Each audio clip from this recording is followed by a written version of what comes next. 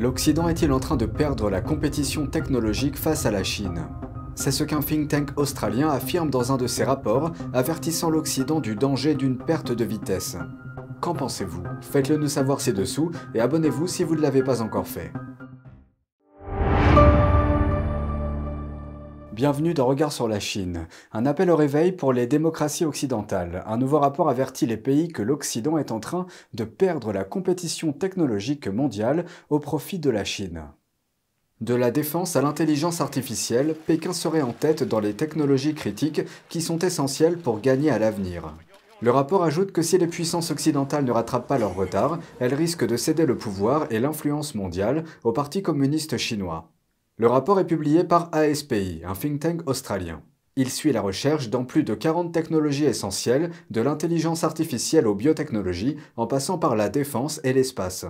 Les résultats montrent que la Chine est en tête dans plus de 80% des domaines, les États-Unis arrivant en deuxième position, et l'Amérique n'est en tête que dans 7 technologies étudiées. À l'heure actuelle, la Chine domine les technologies hypersoniques, la guerre électronique et les véhicules sous-marins autonomes. Les États-Unis restent en tête dans les domaines des semi-conducteurs, de l'informatique quantique et des vaccins. L'année dernière, la nouvelle selon laquelle Pékin aurait testé un missile hypersonique a secoué l'Occident. On craignait que Pékin ne l'utilise pour lancer une attaque nucléaire contre les États-Unis, ce qui serait difficile à repérer pour le système de défense américain. Le rapport note que la Chine abrite les 10 plus grands instituts de recherche au monde pour certaines technologies essentielles. Pékin a également tiré parti de l'enseignement dispensé en Occident. Un grand nombre de ces chercheurs de premier plan ont suivi une formation post-universitaire dans des pays comme les États-Unis, le Royaume-Uni, le Canada et l'Australie. Un reportage du Wall Street Journal fait écho à ces conclusions. Il indique qu'en 2021, plus de 1400 scientifiques chinois sont rentrés chez eux après avoir été formés aux États-Unis. Les auteurs du rapport invitent les pays à stimuler les investissements dans la technologie et à s'associer à des alliés pour combler l'écart. Les Fidji, une nation insulaire du Pacifique Sud, envisagent de mettre fin à un accord avec la Chine impliquant la police des deux pays. L'accord a été signé en 2011. Il permet aux forces de police fidjiennes d'être formées en Chine et aux forces de police chinoises d'être déployées aux Fidji. Voici les détails. L'accord a été conclu sous la précédente direction du pays, mais les choses ont pris un tournant lorsque le nouveau Premier ministre est entré en fonction. Peu après l'élection, les Fidji ont envisagé de mettre fin à l'accord avec la Chine. Le Premier ministre fidjien estime qu'il n'est pas nécessaire de maintenir l'accord. Dimanche, le ministre fidjien de l'immigration a déclaré que l'accord faisait l'objet d'un examen approfondi et a adressé un préavis de 6 mois à la Chine. Il a déclaré « La résiliation est l'une des issues possibles ». Lors du dialogue de Shangri-La à Singapour ce week-end, le ministre a rencontré son homologue australienne pour discuter de questions liées à la défense. À noter que les deux pays ont également signé un accord en octobre dernier visant à renforcer la coopération en matière de sécurité.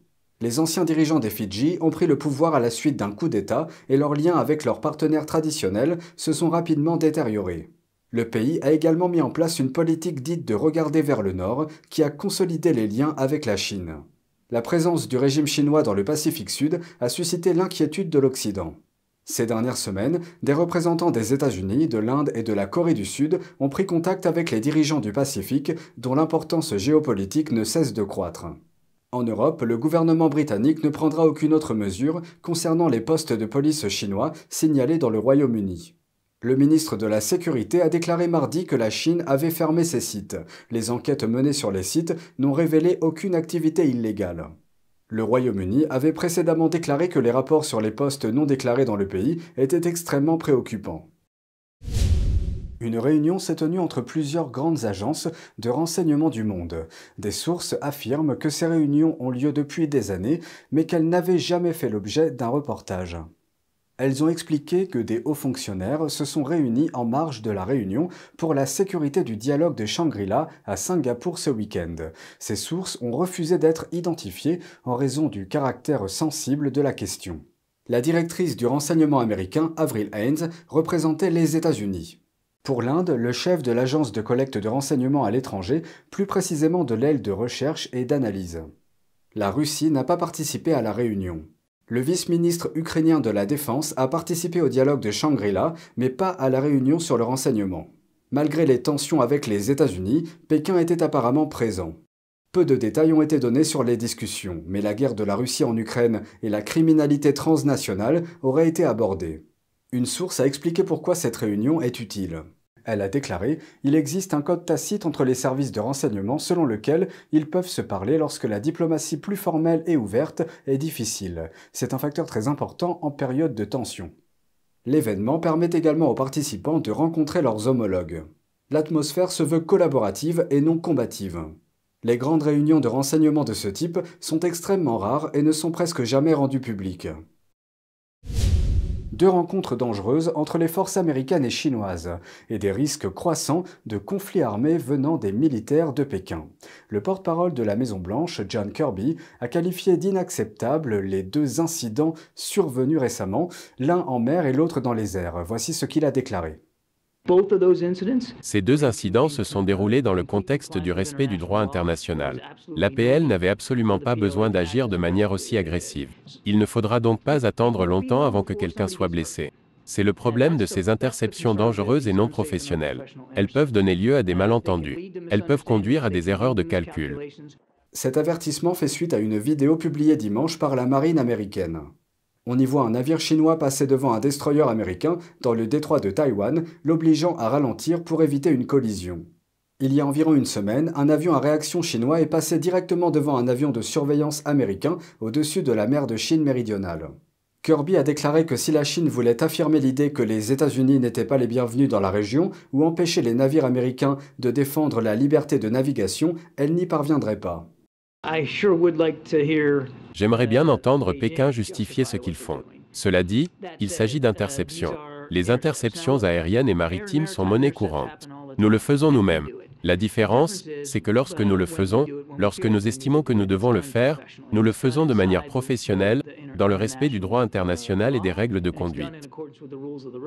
Le commandement américain pour l'Indo-Pacifique affirme que le navire de guerre américain et l'avion de surveillance se trouvaient dans la zone conformément au droit international, et qu'ils opèrent dans cette zone pour montrer l'engagement des États-Unis en faveur d'une région Indo-Pacifique libre et ouverte. Contrairement au droit international, la Chine exige l'autorisation des navires de guerre étrangers pour traverser le détroit. Les tensions s'intensifient entre les deux pays les plus peuplés du monde. Dans une série d'actions réciproques, l'Inde et la Chine ont expulsé la quasi-totalité des journalistes d'un côté et de l'autre. Selon le Wall Street Journal, New Delhi a refusé le mois dernier de prolonger les visas de deux journalistes des médias d'État chinois. Il s'agissait des derniers journalistes des médias officiels chinois encore présents en Inde. Pékin a menacé de prendre ce qu'ils appellent des contre-mesures appropriées. Les journalistes indiens ne sont pas mieux lotis en Chine. En avril, Pékin a refusé à deux reporters indiens de rentrer en Chine. Un troisième, qui se trouvait déjà sur le sol chinois, s'est vu retirer ses accréditations. L'expulsion des médias s'inscrit dans le cadre d'un différend vieux de plusieurs années. Il est lié à la frontière commune des deux pays, connue sous le nom de ligne de contrôle réel ou LAC. Ce conflit est devenu mortel après qu'en 2020, un affrontement a coûté la vie à 20 soldats indiens et à un nombre indéterminé de soldats chinois. Fait alarmant, des photos satellites prises le mois dernier montrent la Chine en train d'agrandir 3 aérodromes le long de la LAC. Les images ont été prises par Planet Labs, une société d'imagerie terrestre basée à San Francisco. De nouvelles pistes, des bunkers fortifiés et des installations militaires sont visibles autour des aérodromes, ce qui représente une expansion notable par rapport à leur taille en 2020. Ensemble, ces 3 aérodromes couvrent le nord de l'Inde. Des analystes considèrent que les travaux de construction en cours sont le fruit des efforts déployés par Pékin pour élargir le champ d'action de son armée de l'air dans le but de renforcer ses capacités offensives. C'est tout pour aujourd'hui, merci d'avoir suivi Regard sur la Chine. On se retrouve demain pour une nouvelle émission. Prenez soin de vous et à bientôt.